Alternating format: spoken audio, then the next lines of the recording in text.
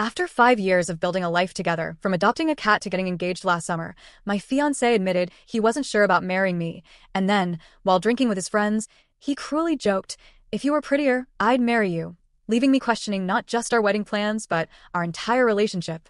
After 5 years together, my partner told me he was unsure about our marriage. Then, standing among his friends, he quipped, "If you were prettier, I'd marry you." This morning, his mother telephoned me, visibly distressed. Dominic and I have shared just over half a decade, engaged for the past 8 months. Our connection began through mutual friends at a housewarming gathering.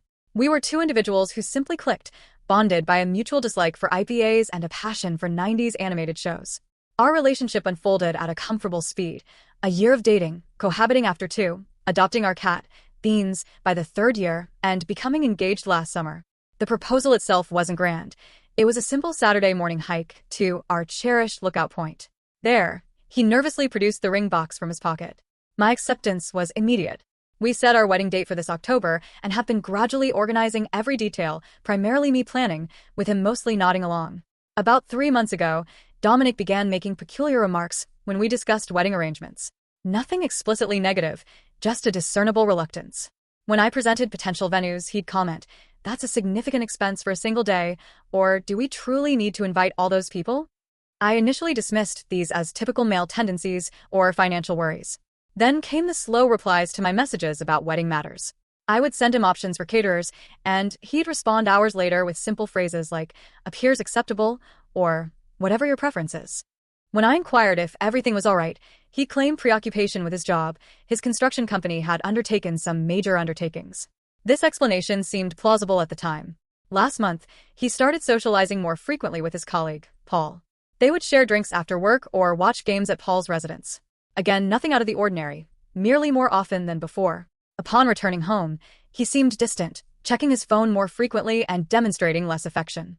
I confided in my closest friend, Lena, about these concerns. She attributed it to premarital jitters and suggested a date night to rekindle our bond. So last Friday, I reserved a table at a new Italian restaurant downtown. I chose a pleasant dress, not overly elaborate, just something I hadn't worn in a while, and even ensured Dominic's favorite beer was chilling in the fridge. The evening was a disaster. He appeared preoccupied throughout dinner, barely participating in conversation. When I broached the topic of finalizing our honeymoon plans, he delivered the shocking news. He wasn't sure if he was prepared for any of it. Not just the trip, but the wedding, the marriage, everything. I was aghast. 5 years together, 8 months engaged, and now he had doubts. When I questioned him further, he mentioned discussions with Paul about how matrimony changes things, referencing Paul's brother's contentious separation. The exchange quickly intensified. I tried to avoid creating a public disturbance in the restaurant, all while feeling as though my entire reality was crumbling. We hardly ate our main course. The drive home was hushed, heavy with unspoken strain. At our apartment, he deflected additional discussion, stating he needed time to think before resting on the sofa. The next morning was uncomfortably strained. We navigated the space as if unacquainted, like strangers sharing a temporary lodging. He mentioned meeting Paul and some work associates for lunch to watch the game at the Rusty Nail, the downtown sports bar. I was too emotionally depleted to debate. A few hours later, Lena called and persuaded me to leave the apartment. We went for coffee, and I confided every detail. Lena heard me out calmly, suggesting that perhaps Dominic was simply experiencing typical premarital apprehension. After coffee, we strolled aimlessly through Target, my usual calming pastime. I purchased some superfluous decorative cushions and new shampoo, reasoning that retail therapy provides a certain solace, doesn't it? By early evening, I achieved a more tranquil state and decided to return home. As I entered our residential building's parking lot, a message arrived from Kyler, one of Dominic's coworkers whom I'd met at the company's Christmas party. The text asked if I was okay, mentioning that things had become strange at the Rusty Nail. I telephoned Kyler rather than replying via message. He sounded initially uneasy, reluctant to disclose particulars, but after gentle insistence, he finally divulged what had transpired. The men had been teasing Dominic about wedding arrangements, and when Paul inquired if he was ready to commit to one woman permanently, Dominic voiced uncertainties about the wedding's timing. When Paul asked what was causing his hesitation, Dominic, apparently intoxicated, stated something akin to, "If you were prettier, I'd be more enthusiastic about marrying you." Then he dismissed it as mere humor. Kyler told me he and some others challenged Dominic for the comment, but Dominic simply became protective, claiming they lacked a sense of humor.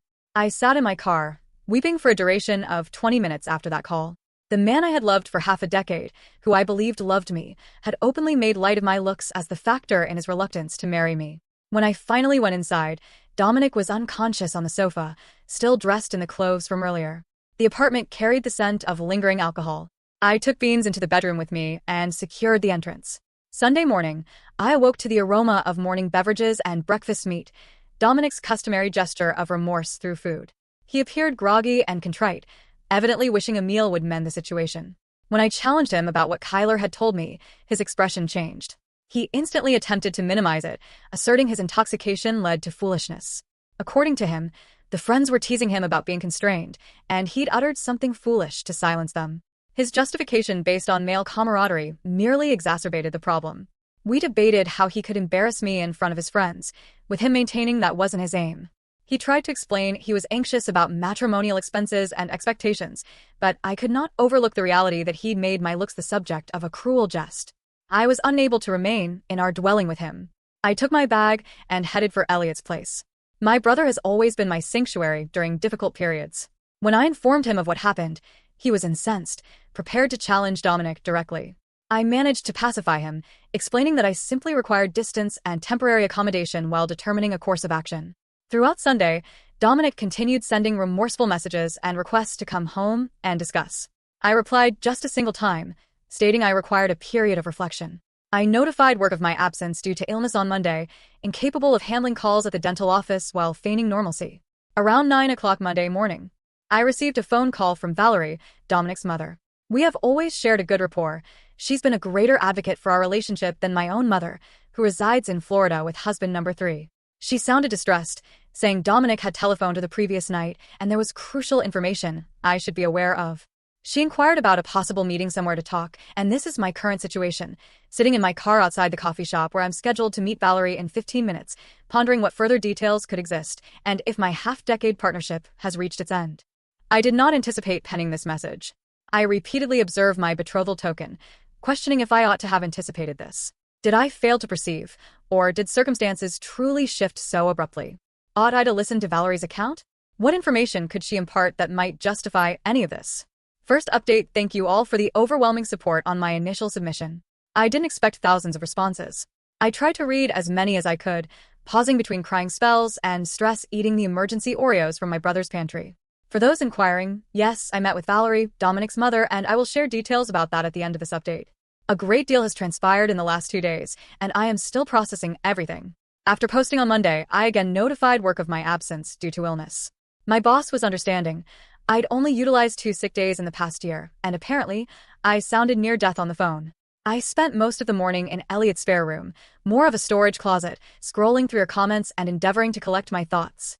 Around noon, Lena arrived during her lunch break, bringing sandwiches from the deli near the hospital where she works. I hadn't consumed much since Sunday, so despite my lack of appetite, I forced myself to take a few bites. Lena gently reminded me that I could not perpetually avoid Dominic. We shared a home, had joint accounts, and eventually, a conversation would be necessary. She was clearly correct. I couldn't indefinitely shelter at my brother's residence, especially with Elliot's girlfriend expected for dinner that evening. The last thing I desired was to be the somber third wheel at their Taco Tuesday. After Lena departed, I took a shower, borrowed one of Elliot's hoodies, no judgment, it was comforting, and drove back to my apartment. The entire journey, I rehearsed what I intended to say. I wasn't going to raise my voice. I wasn't going to cry. I was going to be composed and mature and obtain answers. As I entered our parking spot, I noticed Dominic's truck. He should have been at work. My stomach clenched as I ascended the stairs to our second-floor unit. I unlocked the door to find him on the sofa in sweats, looking as though he hadn't slept, surrounded by wedding planning binders I had compiled over the past 8 months. Beans was curled beside him, the little traitor. He seemed surprised and relieved by my presence. When I inquired why he wasn't at work, he mentioned taking personal time. He had apparently been examining all the wedding plans, attempting to comprehend how he had erred so profoundly. I remained standing by the door, not prepared to sit next to him, and informed him that reviewing wedding plans would not rectify what he had uttered. What followed was an extended, challenging discussion. He again offered apologies for the bar comment, labeling it inexcusable and asserting he didn't even believe it. When I asked why he would say something he didn't believe, he explained he was trying to appear composed before his friends, a response that only amplified my anger. I brought up his remarks at dinner prior to the bar incident, reminding him that he had expressed doubts about our wedding even when sober. He admitted to feeling stressed about multiple issues: a work project falling behind schedule, Paul's relentless marriage horror stories, and apprehension regarding our wedding budget. But instead of confiding these concerns in me, he suppressed everything until it erupted in the worst possible manner. As our conversation progressed, he disclosed something new: anxieties about becoming like his father. Dominic rarely spoke about his dad, who had left when Dominic was 12 after an affair with a colleague and relocating to Arizona to begin a new family. Although Dominic had always maintained it didn't greatly impact him, he now confessed that he worried about a genetic predisposition to infidelity or abandoning his family. I pointed out that he was not his father, and that genetics do not dictate relationship choices. His response was telling. He questioned if he could genuinely promise forever when eternity seemed so unattainable based on what he had observed growing up. When I asked if he had discussed these fears with anyone else, he hesitated before admitting he had sometimes spoken with Kyler. Apparently, they had grown closer since Kyler joined the company, and Kyler had also navigated some relationship difficulties. I connected this to why Kyler had telephoned me about the bar incident. He already knew about Dominic's uncertainties. The conversation took another challenging turn when I inquired precisely what Dominic had been experiencing. His answer was painfully candid: scared, overwhelmed, and uncertain about matrimony, despite loving me. He explained that he kept reflecting on how his parents had seemed content until suddenly they weren't, and he feared replicating the same situation with us. I asked why he hadn't shared these feelings sooner. He claimed he was afraid I'd think he didn't love me sufficiently. The irony was not lost on me. By concealing his fears, he had created the very situation he was trying to avoid. When I questioned whether his jest about my appearance originated from a genuine place of unattraction, he adamantly denied it. He insisted he had always found me appealing. He recalled our first meeting at the housewarming party, mentioning specific details about my green sweater and his poor beer pong skills. According to him, the comment stemmed from insecurity and a misguided attempt to appear in control before his friends, rather than seeming ensnared. As we continued talking, I posed a critical question: were his doubts about marriage in general, or about marrying me specifically? His hesitation before responding conveyed everything. He finally admitted that while his fears primarily concerned marriage and commitment, a part of him wondered if we were right for each other in the long term. This caused more pain than the appearance comment. 5 years together, and he was still questioning our compatibility. When I pressed for specifics, he mentioned how we both had changed since our early 20s, my increased need for planning versus my former spontaneity, his abandoned aspirations of starting his own enterprise. Although I pointed out that growth and change are natural in relationships, he questioned whether we had evolved together or apart. By this point, I felt emotionally depleted. I informed him I needed time away to process everything: his public humiliation, his concealed doubts, and now his uncertainty about our compatibility. He pleaded for us to resolve it together, offering to try therapy or couples counseling, but I remained firm about requiring space. As I was about to pack more clothes, he mentioned my phone had been vibrating. I checked and saw 3 missed calls from Valerie. With everything unfolding, I had completely forgotten our scheduled coffee meeting. When I mentioned this to Dominic, his expression shifted to confusion, then concern. He inquired what his mother wanted to discuss, and I explained she had called crying the previous morning, stating she needed to address something important after his Sunday night call to her. His reaction was telling. The color drained from his face, and he wouldn't meet my eyes. When I asked what he had told her, he vaguely mentioned their argument and his doubts, but his evasiveness made me suspicious. When pressed further, he said it wasn't his place to explain, and suggested I should hear whatever it was directly from his mother. I stepped away to telephone Valerie back. She answered immediately, concerned when I hadn't appeared for our meeting. I explained I was at the apartment speaking with Dominic. She mentioned having something significant to tell me, and suggested meeting right away. Her voice sounded strange when I mentioned being with Dominic, further increasing my suspicion that there was something crucial I didn't know. After arranging to meet Valerie in 30 minutes, I confronted Dominic again, asking what his mother knew that I didn't. He finally looked up, his expression a mixture of guilt and resignation. He said there was something he should have told me himself and suggested I speak to his mother, offering to be gone when I returned if that's what I desired.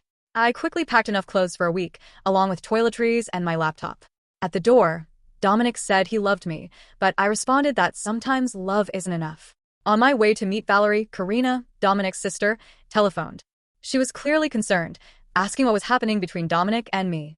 She mentioned hearing from Paul about the bar incident and noted that Dominic wasn't answering her texts, while our mother seemed upset. When I explained I was heading to meet Valerie, Karina seemed surprised and asked if the meeting was about Maria. The name struck me like a truck. What about Maria? I asked. Karina's shocked reaction and quick backpedaling told me she had accidentally revealed something important. She apologized and urged me to hear Valerie out, refusing to explain further despite my pressing. As I enter the coffee shop parking lot, I spotted Valerie already waiting at a table by the window. Her eyes were red-rimmed and puffy. Whatever she was about to tell me, I had a feeling it was going to alter everything. My phone vibrated with a text as I walked toward her table. It was from Dominic. "Whatever my mom tells you, please remember that I do love you. I just got scared and made terrible mistakes. I'll understand if you can't forgive me." I put my phone away, took a deep breath, and sat down across from Valerie. Second update, thank you all for the support on my previous posts. Reading your comments has been both comforting and overwhelming. I haven't been able to respond to many, but please know I've read them and appreciate the advice. I'm writing this from a new location, Lena's apartment, after meeting with Valerie yesterday. I couldn't face returning to Elliot's or our apartment. Lena has a pull-out couch that's slightly more comfortable than Elliot's storage room futon, plus her cat Pepper doesn't judge me for weeping into my cereal at 2 in the morning. So, the meeting with Valerie. Where do I even begin? The coffee shop was bustling for a Tuesday afternoon. Some local community college had just let out classes, and students with laptops occupied most tables. Valerie had managed to secure a corner booth, the kind with high backs that create at least the illusion of privacy. She looked different from the last time I'd seen her at our monthly family dinner 3 weeks ago. Her usually perfect bob was slightly disheveled, and she wasn't wearing any makeup. In the 5 years I've known her, I've never seen Valerie without at least mascara and lipstick. She's not vain, it's just a routine, like how some people can't start their day without coffee. When I arrived, she stood to hug me. She smelled like those lavender dryer sheets she always uses. I ordered a black coffee, even though what I really wanted was one of those caramel concoctions with extra whipped cream. Somehow it felt wrong to order something frivolous for this conversation. After some awkward small talk, Valerie got to the point. Dominic had called her Sunday night in a complete emotional meltdown. While she acknowledged his fears about commitment and turning into his father were real, there was something much more immediate causing his behavior. Maria. I nearly choked on my coffee. Maria, the new project coordinator at Dominic's company, the woman he'd mentioned a few times in passing. As Valerie explained, nervously shredding a napkin into tiny pieces, Dominic had developed feelings for Maria over the past few months. Nothing physical had happened, at least according to what Dominic told his mother, but there was an emotional connection that had him questioning everything about our relationship. I sat there trying to process this information, feeling like the coffee shop was tilting sideways. While Valerie continued talking, I was mentally connecting dots, building a timeline. Maria had started at Dominic's company around New Year's. I'd met her briefly at the company holiday party in March. By then, Dominic had already been acting different, more distant, checking his phone constantly, spending more time with work friends. What I dismissed as stress from his big project now looked like something else entirely. When I asked Valerie why she was telling me this instead of protecting her son, her eyes welled up. The parallel to her own marriage breakdown became clear as she shared more details. Before Dominic's father left for Arizona with his coworker, there had been months of distance, hurtful comments, and manufactured arguments, all designed to create space rather than admit the truth. She didn't want to see history repeat itself with me left in the dark while Dominic took the coward's way out. The comment at the bar suddenly made more sense. Not just drunken stupidity, but a subconscious attempt to sabotage our relationship, so he wouldn't have to make the hard choice himself. We talked for over an hour. Valerie shared more about her own experience, how she tried to save her marriage even after learning about the affair, how she blamed herself for not being enough. Before we parted ways in the parking lot, she said something that's been echoing in my head ever since. The hardest lesson I learned was that you can't make someone choose you. They either do or they don't, and anything in between is just delaying the inevitable. I sat in my car for a long time afterward, staring at my phone. There were 3 new texts from Dominic, all variations of "I'm sorry" and "I love you," but not a single mention of Maria, still hiding the full truth. Instead of responding to him, I called Lena and asked if I could crash at her place. She didn't hesitate or ask questions, just said she was already making up the pull-out couch and offered to pick up dinner on her way home. That's the kind of friend everyone deserves during a crisis. I finally texted Dominic back. "I know about Maria. Don't contact me again until you're ready to tell me the complete truth. I'll be collecting more of my things tomorrow while you're at work." Then I blocked his number, not permanently, just for the night. I needed space to think without his explanations or justifications. On the drive to Lena's, Karina called. The conversation confirmed what Valerie had told me and added another layer. She had overheard Dominic and Paul discussing the situation last Thursday. She confronted her brother and made him promise to be honest with me after the weekend. Clearly, he'd failed to follow through on that promise. What surprised me most was Karina's unwavering support. Despite being Dominic's sister, she made it clear she was on my side in the situation. The relief I felt was enormous. I'd been worried about losing not just Dominic, but his entire family, who had become my family over the years. Lena's apartment was exactly what I needed that night, a neutral space where I could just exist without explaining myself. We ate food on her living room floor. Her coffee table was covered with papers from her online class, while watching a baking competition neither of us really followed. The mundane normality of it was like a life preserver in the middle of my emotional storm. After Lena went to bed, I stayed up scrolling through photos on my phone. 5 years of memories with Dominic, vacations, holidays, random selfies on ordinary days. Our engagement photos showed us grinning like we'd won the lottery. I was making mental plans for the next day, going to the apartment while Dominic was at work, packing more things, maybe talking to the landlord about breaking our lease. When my phone buzzed with a text from an unknown number. Margot, this is Maria. I know you blocked Dominic. Can we meet tomorrow? There's more to the story that you should know. Just the two of us. I stared at the message for a long time, my heart pounding. What more could there possibly be? And why would this woman want to tell me directly? After what felt like an hour, but was probably only minutes, I typed a response. Where and when? Third update first. Thank you all for the overwhelming support on my previous posts. I've been reading your comments during sleepless nights, and they've helped more than you know. For those asking how I'm doing, I'm surviving. Some moments are easier than others. The meeting with Maria happened, and it went nothing like I expected. We met at this little breakfast place near the park, neutral territory, I guess. When I arrived, she was already there, nervously scrolling through her phone. She looked different than I remembered from the company party, less polished, more human somehow. Her hair was pulled back in a messy bun, and she wore minimal makeup. What surprised me immediately was how uncomfortable she seemed. If she'd been having some secret emotional affair with my fiancé, shouldn't she have been more confident? Instead, she kept fidgeting with her coffee cup, avoiding eye contact. The conversation revealed two major bombshells. First, Maria had no idea Dominic had developed feelings for her until Paul mentioned it casually last week. According to her, she and Dominic had worked closely on a project, occasionally texting about work after hours, but nothing that crossed any lines. From her perspective, she'd never flirted with him or encouraged anything beyond friendship. She showed me their text history, mostly work stuff, occasional memes, nothing romantic or inappropriate. She even had a boyfriend of 3 years who sometimes joined their group for happy hours. The second revelation was about Paul. Apparently, he'd been deliberately stirring things up. Maria had overheard him at work encouraging Dominic to explore his options before settling down, specifically mentioning her as someone who gets Dominic better than I do. She explained that Paul had been telling everyone at work that Dominic was having cold feet about the wedding, making jokes about him being trapped and missing out on his freedom. By the end of our meeting, I felt strangely calm. Maria wasn't the villain I'd imagined. She was just a bystander caught in manipulation and Dominic's weakness. Before we parted ways, she said something that stuck with me.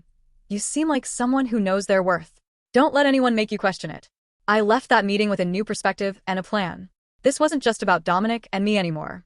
It was about Paul's toxic influence, Dominic's family history, and where I fit into all of it. I texted Karina afterward, asking if she'd help arrange a family meeting at her apartment. Neutral territory, since I wasn't ready to be alone with Dominic yet. She agreed immediately. That brings me to yesterday's dinner. Karina had set everything up in her small but cozy apartment. She'd ordered food from that Italian place near her building, nothing fancy, just pasta and salad.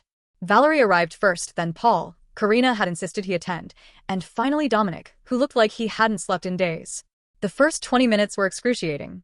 We all sat around Karina's dining table, pushing pasta around our plates, making strange small talk about the weather and Karina's new coffee table. The elephant in the room was practically stealing food off our plates, but no one wanted to be the first to acknowledge it. Finally, Valerie broke the silence by stating bluntly that we weren't there for a social gathering but to address what had been happening and find a way forward. That opened the floodgates. I shared what I'd learned from Maria, watching Paul's face carefully as I spoke. The way his expression shifted from confusion to defensiveness told me everything. He tried to interrupt, claiming he was just looking out for his friend, but Karina shut him down immediately. Dominic mostly sat in silence, staring at his barely touched pasta. When directly addressed, he admitted that Maria had just been friendly, but he'd built it into something else because he was scared of turning into his dad. Valerie visibly flinched at that comment. When I brought up the joke at the bar, Dominic looked genuinely ashamed.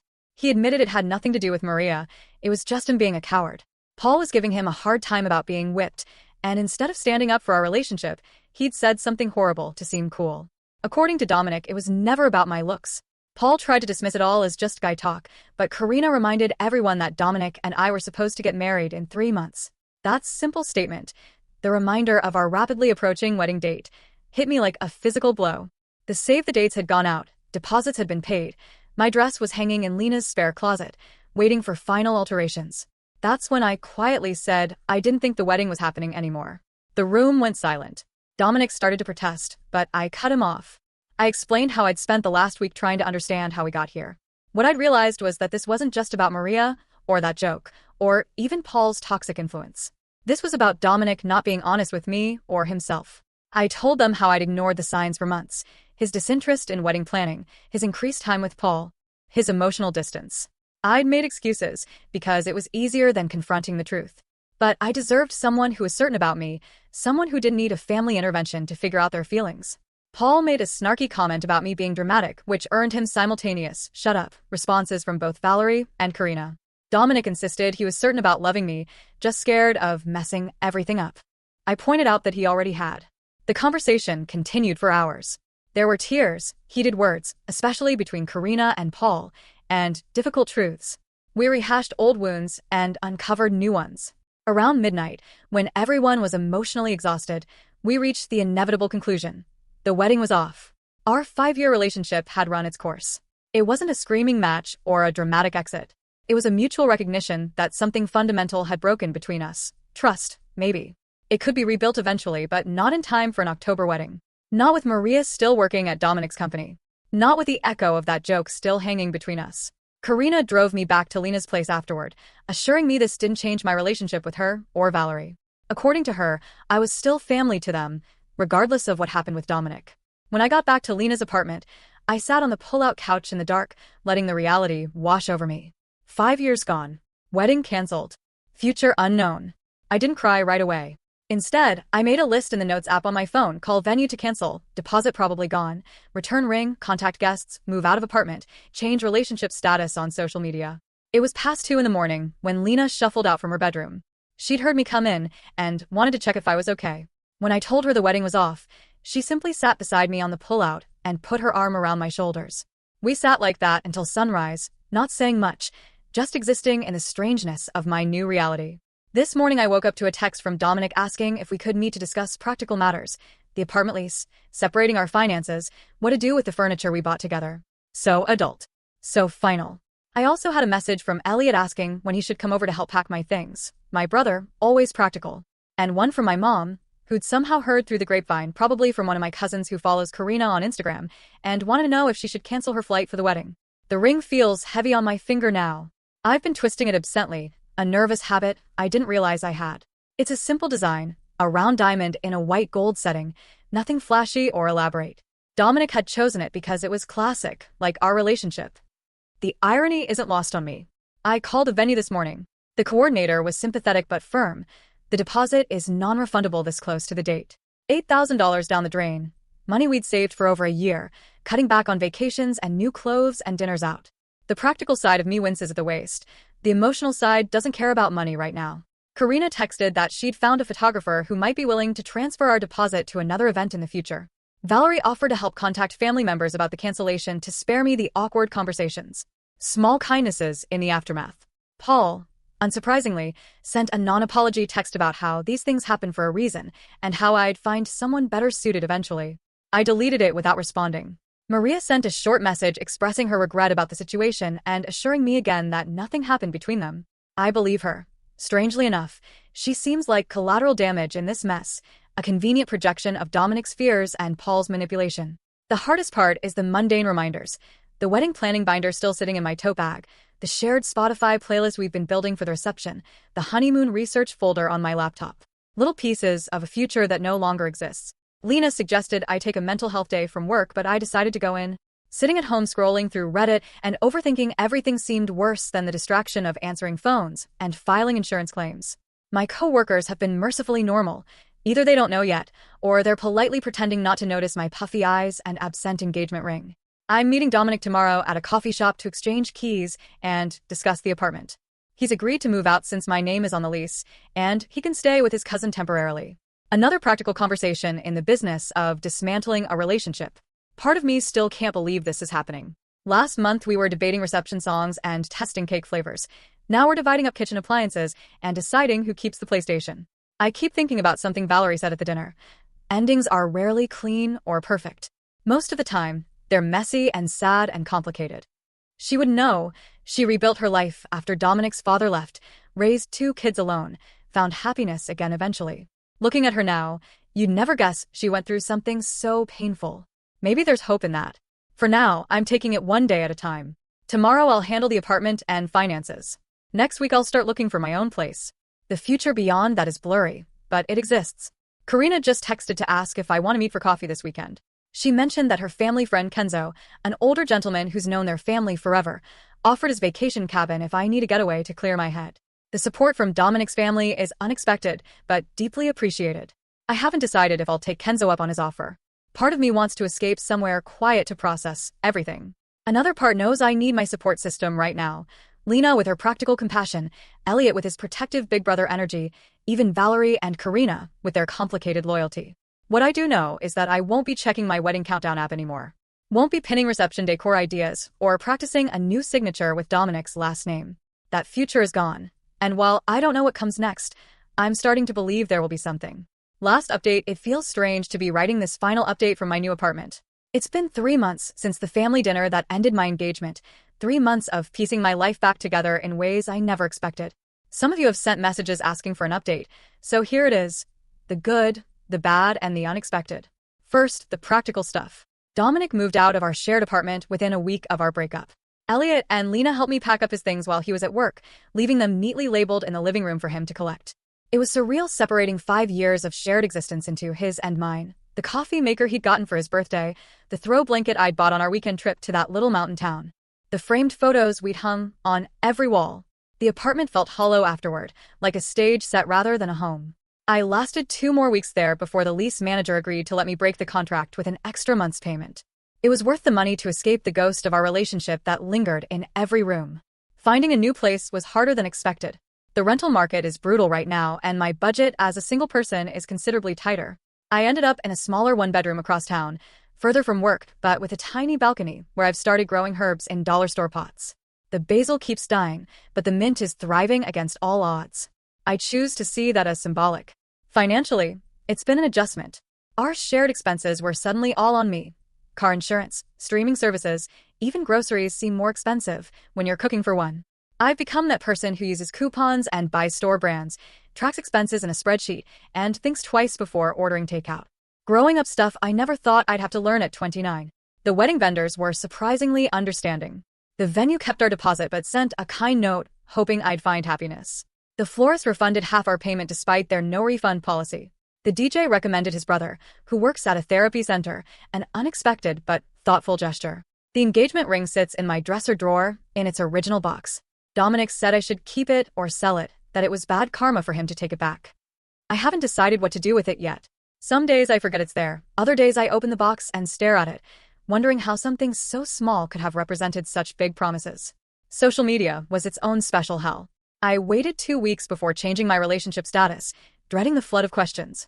When I finally did it at 2 in the morning on a Tuesday, the notifications poured in anyway. Well-meaning friends with their "what happened" messages, distant relatives offering prayers, former classmates I hadn't spoken to in years suddenly sliding into my DMs with faux concern that felt more like curiosity. I posted a brief, vague statement about mutual decisions and requesting privacy, then muted notifications and threw my phone across the couch. Later, I posted a single photo of my new apartment keys with the caption "New Beginnings." It got fewer likes than my engagement announcement, but felt more genuine somehow. Now about Dominic. We've spoken a handful of times since the breakup, mostly about practical matters. Mail that came to the wrong address, the shared cloud storage account we forgot to separate, returning a borrowed air fryer to his sister. Each conversation has been civil but strained, like acquaintances forced to make small talk in an elevator. He's still working at the same company, still friends with Paul, though Karina tells me they've had some falling out recently, still living at his cousin's place. According to the grapevine, aka Karina, the situation with Maria got awkward after our breakup. She requested a transfer to a different team and has been cold toward him since learning the full story. The biggest surprise came last month when Dominic texted asking if we could meet. We hadn't seen each other face to face since the key exchange at the apartment, and part of me was curious what he wanted. We met at a coffee shop near my new place, neutral territory with plenty of witnesses, as Lena half-jokingly suggested. He looked different, thinner, with darker circles under his eyes, wearing a shirt I didn't recognize. The first 10 minutes were stilted small talk about work and weather. Then he pulled out a journal. I've been seeing someone, he said, and my heart did a weird little stutter before he clarified. A therapist, I mean. The journal was part of his therapy, daily reflections on patterns and behaviors he wanted to change. He'd been examining his relationship with his father, his friendship with Paul, and the way he treated me. He didn't ask for forgiveness or reconciliation. He just wanted me to know he was working on himself. I should have done this years ago, he admitted. Maybe things would have been different. It was the most self-aware I'd ever seen him, and I found myself genuinely hoping therapy would help him. Not for my sake, that ship has sailed, but because carrying around that much unresolved family trauma seemed exhausting. Before we parted ways, he mentioned he'd heard I was still close with his mom and sister. I'm glad, he said. They need good people in their lives. That's been one of the strangest parts of this breakup, maintaining relationships with Dominic's family while disconnecting from him. Valerie texts me weekly, usually sending funny memes or updates about her garden. Karina and I have breakfast every other Sunday at this little diner halfway between our apartments.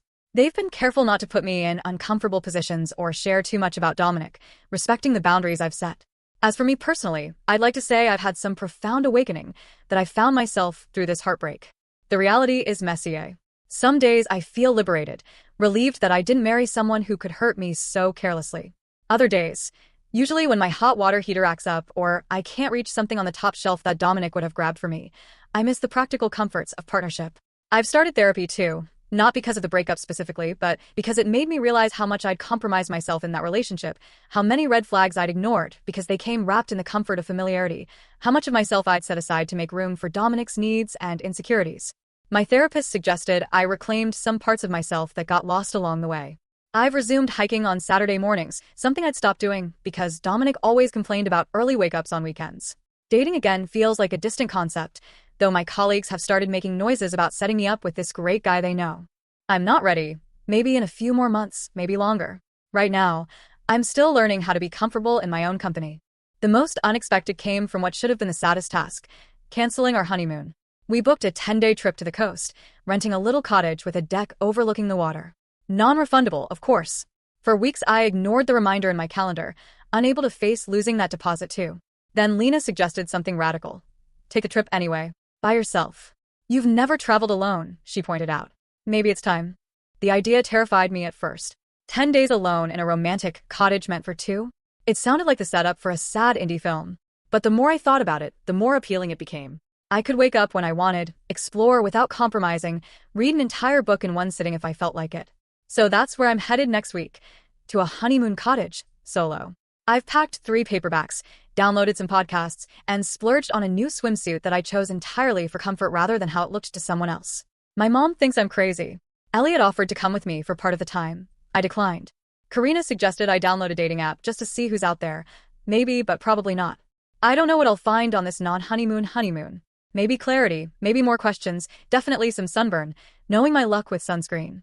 The other day I was grocery shopping when our song came on over the store speakers. 3 months ago, it would have sent me hiding in the frozen food section, fighting back tears. This time, I just felt a slight twinge, like pressing on a bruise that's mostly healed. Progress, not perfection. I'm not going to pretend I've got everything figured out. My new apartment's shower has mysterious temperature fluctuations. I killed another basil plant yesterday. I still occasionally grab my phone to text Dominic about something funny before remembering we don't do that anymore.